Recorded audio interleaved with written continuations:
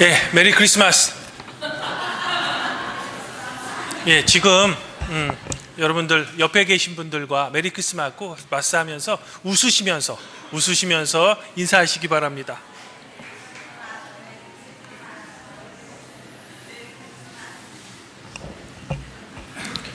예, 우리 청년부에서 특송을 해줬습니다. 우리 청년부에게 큰 격려의 박수 부탁드립니다. 예, 부탁드리는 것은 우리 남성교에서도 한번 해주셨으면 좋을 것 같습니다. 그러면 사도의 인사를 드립니다. 하나님 우리 아버지와 우리 주 예수 그리스도로부터 오는 은혜와 평강이 오늘 이렇게 성탄 축하 예배에 오신 모든 교우 여러분에게 함께 있기를 바랍니다. 혼란한 국내 정세로 인해서 약간은 흐려졌지만 그럼에도 지난 12월 12일에 우리나라의 한강 작가가 스웨덴의 수도인 스톡홀름의 왕립연극 극장에서 노벨 문학상을 수상받았습니다. 참으로 역사적인 순간이 아닐 수 없죠. 노벨상은 성도 여러분들도 아시다시피 물리, 화학, 생리 및 의학, 문학, 평화, 경제 등 6개 분야에 걸쳐 수상합니다. 그래도 한때 과학계에 있었던 저는 우리나라가 과학 분야의 수상은 당분간 어렵다라고 판단할지라도 문학 분야에서는 우리나라의 유명 작가들이 예전부터 여러 번 언급되었는데 이번 한강 작가의 노벨 문학상 수상은 그동안 매우 목이 말랐던 우리나라의 노벨상 수상의 소망이 드디어 이루어진 겁니다. 다시 말씀드리지만 참으로 역사적인 순간이 아닐 수 없는 겁니다.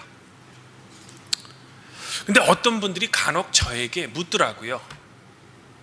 노벨상에는 왜 수학 분야가 없냐라고 말입니다. 솔직히 저도 모릅니다. 그럼에도 수학 분야에도 이 노벨상과 비슷한 권위가 있는 유명한 상은 있습니다. 바로 이제 노르웨이의 천재 수학자인 닐스 아벨을 기념하는 아벨상이 있고요. 지난 2022년에 허준희 교수가 수상했던 필스상이라는 그런 상이 있습니다. 그러고 보면 우리나라 사람들이 참 똑똑한 것 같습니다. 이번에 한강 작가가 노벨 문학상을 받았고요. 2022년에는 허준희 교수가 필스상, 그리고 봉준호 감독이 아카데미 감독상과 작품상, 그리고 윤여정이라는 배우가 아카데미 여우 조연상, 그리고 체육 분야인 올림픽에서도 우리나라 선수의 금메달이 참 많죠. 그래서 제 생각에는 우리나라는 제발 이 정치와 종교 분야만 잘하면 될 것 같습니다. 그리고 종교 분야에서는 특별히 우리 개신교에만 잘하면 될 것 같다라는 그런 생각이 듭니다. 성도 여러분, 수학 이야기가 나와서 말씀드린데요. 게오르그 칸토어라는 독일 출신의 수학자가 있었습니다. 이 칸토어는 수학 분야 중에서요 집합론의 창시자입니다. 그리고 그의 주된 관심사는 무한의 개념이었습니다. 사실 당시 무한이라는 개념은 수학 분야에서는 일종의 금기와 같은 것이었는데요. 이 칸토어의 업적으로 무한에 대한 개념이 수학 분야에서 많이 발전되었다고 합니다. 그런데 사실 이 한계가 없는 무한이라는 개념은 수학 분야뿐만 아니라 초대교회로부터 신학자들의 머리를 아프게 하던 그런 문제이기도 했습니다. 그 대표적인 예가 무한하신 하나님이 어떻게 유한한 우리 인간의 몸을 입고 이 세상에 오실 수 있는가라는 문제였죠. 즉 성육신 사건이 무한과 유한의 경계에 서 있는 그런 신학적인 문제라는 겁니다. 그리고 종교개혁 시대에는 이 문제가 바로 우리가 주일 공동 예배 때마다 하는 성찬과도 연결됩니다. 로마 카톨릭 교회의 성만찬의 신학은 실체 변화설이라고 합니다. 보통 이제 우리는 화채설이라고 하는데요. 좀 더 정확한 표현은 실체 변화설입니다. 이를 설명하면 빵과 포도주가 신부의 축성 시 그 실체가 예수님의 몸과 피로 변한다라고 믿는 겁니다. 즉 사제가 축성한 이후에는 빵과 포도주의 모양, 색깔 등은 그대로 있지만 그 실체는 예수님의 몸 그리고 예수님의 피로 변했다는 겁니다. 이런 이유로 현재 가톨릭 교회는 빵인 성체만 일반 신자에게 분배하고 포도주는 분배하지 않습니다. 사제들만 마십니다. 왜냐하면 일반 신자가 이 예수님의 피인 포도주를 먹다가 흘리면 큰일 나기 때문입니다. 이에 비해 우리 루터교회는 빵과 포도주가 예수님의 몸과 피로 변화하지는 않더라도 빵과 포도주에 예수님께서 함께 그 안에 그리고 그 아래에 실체적으로 임재한다고 믿습니다. 해서 우리 루터교회 성만찬의 믿음은 로마 카톨릭과 비교해서 실제설이라고 합니다. 즉 우리 루터교회는 무한이신 예수 그리스도가 유한한 빵과 포도주에 함께 있을 수 있다라고 믿는 거죠. 반면 칼빈을 따르는 개혁교회는 아니 어떻게 한계가 없는 무한이 한계가 분명히 있는 유한 안에 갇힐 수 있냐라는 의미에서 빵과 포도주를 상징으로 믿는 겁니다.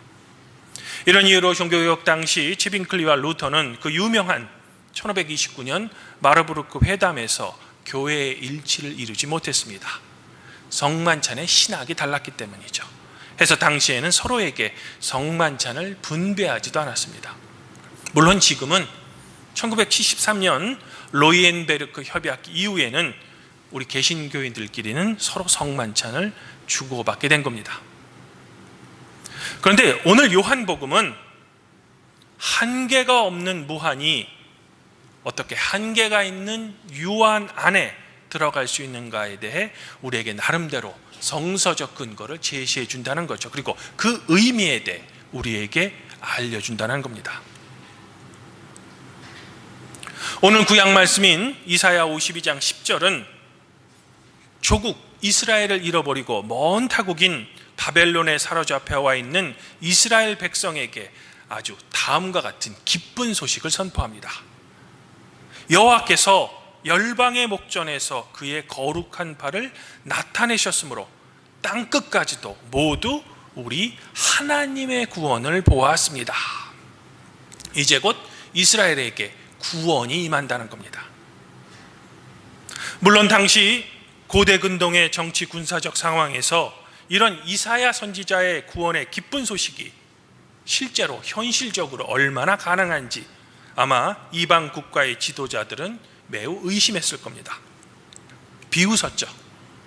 하지만 오늘 시편 기자는 하나님의 구원 계획에 대해 이처럼 대항하고 이를 비웃는 이방의 왕들을 향해 하늘에 계신 하나님께서 오히려 웃으셨다라고 단언하고 있습니다. 그러면서 하나님께서는 당신을 대적하고 당신을 비방하는 이방 나라의 군왕들을 질그릇처럼 부수신다라고 선포하셨죠. 그리고 실제 우리 인간의 역사에서 이 이사야의 예언처럼 바벨론은 페르시아에게 멸망당했으며 죄송합니다. 이스라엘은 조국 땅으로 귀환했던 겁니다. 그러면 하나님께서는 왜 이렇게 당신 자신에게 패역했던 이스라엘을 이렇게까지 다시 구원하고자 하시는 걸까? 그 이유는 사무엘하 7장에 나오는 하나님과 다윗과의 언약 때문입니다. 즉 하나님께서는 당신의 언약에 매우 충실하신 분, 또한 언약에 매이신 분이시기 때문에 이스라엘이 하나님을 배신하고 하나님의 패역했을지라도 그 이스라엘이 하나님의 장자이기 때문에 하나님께서는 이스라엘을 결코 포기하지 않으시고 바벨론의 포로로부터 구원해 주셨다는 겁니다. 하지만 이스라엘은 결론적으로 실패합니다. 이에 하나님께서는 태초에 하나님과 같이 계셨던 말씀인 예수 그리스도를 마침내 우리의 구원을 위해 이 세상에 보내신 겁니다. 그럼에도 한 가지만큼은 사랑의 하나님일지라도 그냥 넘어갈 수는 없는 문제가 있었습니다. 그것은 바로 우리의 죄의 문제입니다. 즉 죄의 값은 반드시 물어야 했으며 안타깝게도 그 값은 우리의 영원한 죽음이라는 겁니다.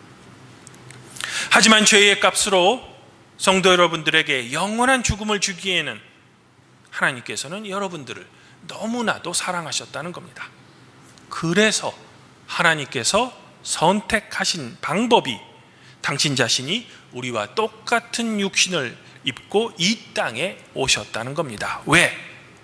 우리의 죄를 대신 짊어지기 위해서는 우리와 똑같은 100% 인간이셔야 했기 때문입니다.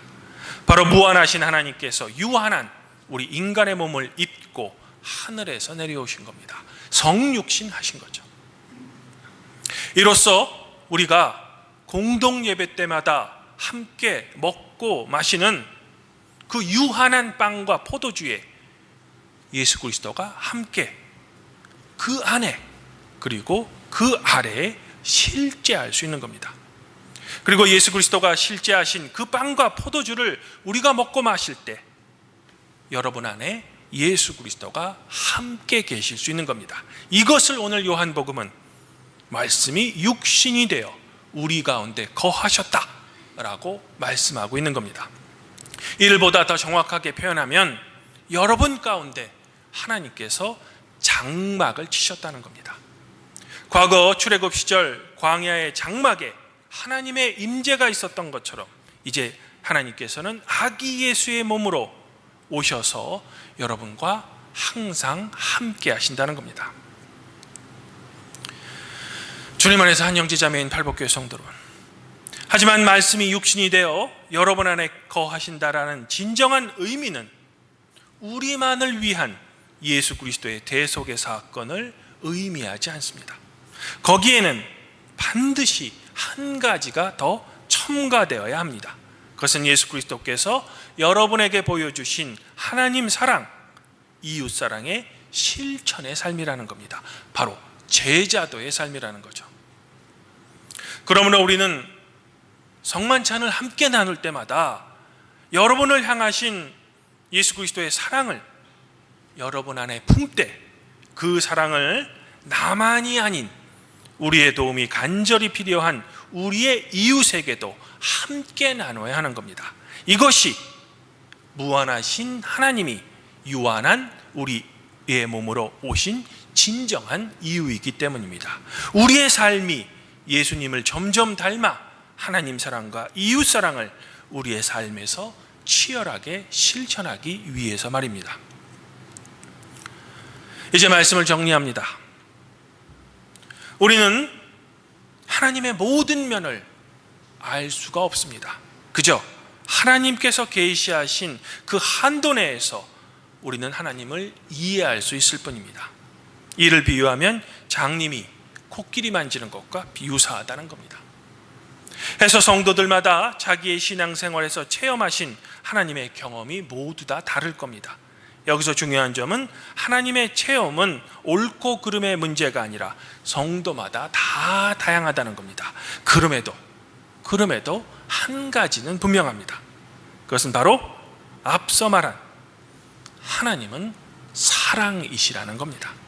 그리고 그 사랑으로 인해 영원하신 말씀인 하나님께서 유한한 인간, 특별히 오늘 아기의 몸을 입고 태어나셨다는 겁니다. 바로 여러분의 모두의 죄를 대속하시기 위해서 말합니다. 물론 예수 그리스도의 죽음과 부활 그리고 그분의 삶을 우리의 믿음으로 온전히 받아내기 위해서는 우리에게 거듭남이 필요합니다. 이런 이유로 저는 오늘 이 기쁜 성탄절에 루터 선집에 있는 사랑의 주님 우리를 깨우소서라는 루터의 간절한 기도문을 성도 여러분들의 읽어드리며 저의 설교를 정리할까 합니다. 사랑의 주님 우리를 도우소서. 사랑하는 아들의 몸으로 우리를 거듭나게 하시고 그의 몸에 머물러 주님과 함께 살게 하소서. 우리는 죄로 세상에 태어났습니다. 그러나 당신을 통해 새롭게 거듭나게 하소서. 당신의 아들 우리 주 예수 그리스도 이름으로 기도합니다. 아무쪼록 간절히 바라기는 성육신하신 예수 그리스도가 성도 여러분들 각자와 여러분의 가족 구성원 모두를 도와주셔서 여러분을 향하신 그분의 사랑을 우리가 온전히 깨닫고 예수 그리스도를 통해 거듭나게 되어 그분의 삶을 온전히 본받기를, 그리하여 하나님 사랑과 이웃 사랑을 여러분의 삶에 실천하시기를 성부와 성령과 함께 성육신하신 성자 우리 주 예수 그리스도 이름으로 간절히 축원드립니다. 그리하면 모든 지각에 뛰어나신 하나님의 평강이 그리스도 예수 안에서 성도 여러분들의 마음과 생각을 지켜 주실 것입니다.